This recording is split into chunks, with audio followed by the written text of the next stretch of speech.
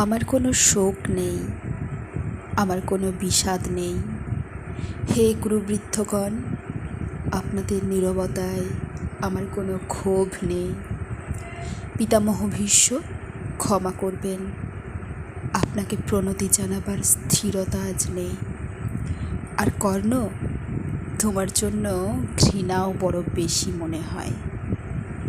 আর হে আমার পঞ্চস্বামী, আর্যাবর্ত বিজয়ী বীরশ্রেষ্ঠ অর্জুন, শক্তিমান ভীম, নকুল, সহদেব আর আপনি ধর্মপুত্র, আপনারা আমার কৃতজ্ঞ অভিবাদন গ্রহণ করুন।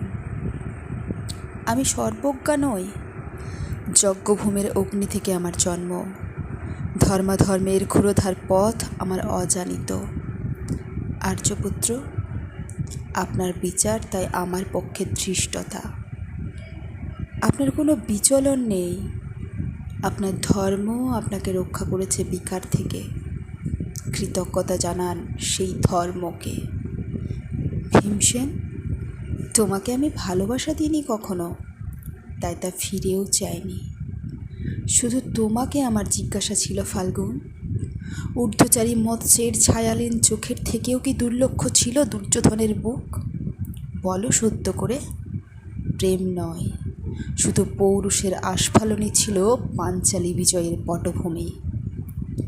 কিন্তু মিথ্যা প্রশ্ন, আমি জানি তোমার কোনো উত্তর নেই, যেমন নেই কোনো ভালোবাসা।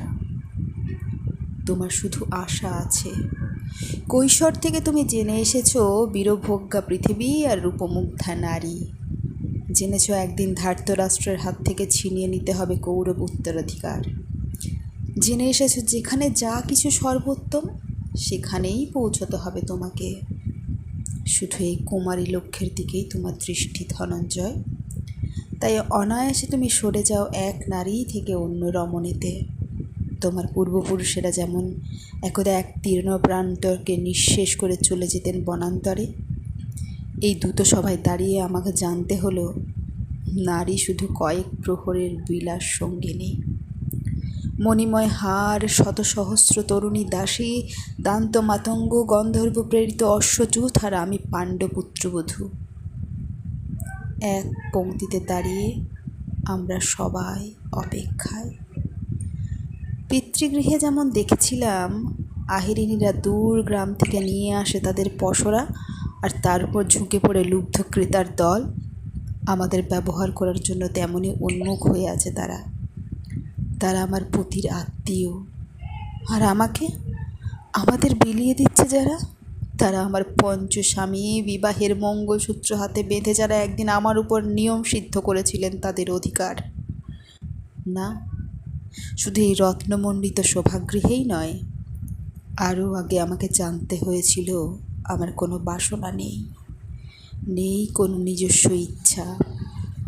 অর্জুন, প্রথম দেখার মুহূর্তে আমার হৃদয় দিয়েছিলাম তোমাকে, অথচ আমার শরীরকে প্রথম আলিঙ্গন করলেন ওই মহাভাগ, যার খ্যাতি ধর্মপুত্র বলে।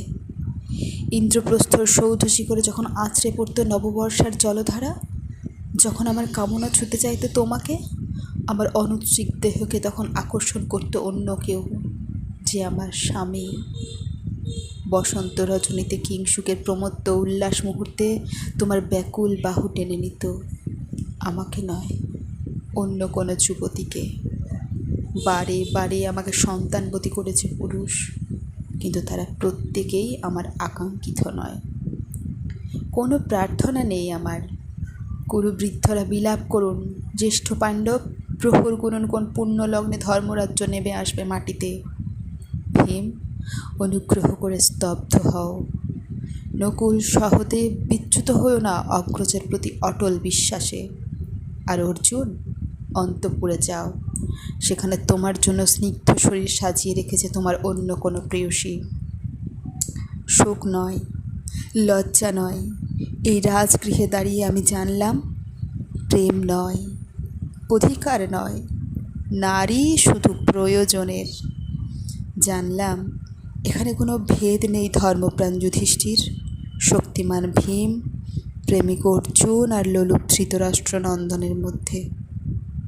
প্রতিকার চাইছি না, যা শুধু বিলাসের, সেই বস্ত্র ছিনিয়ে নেয় যদি কোনো দুঃশাসন নিক।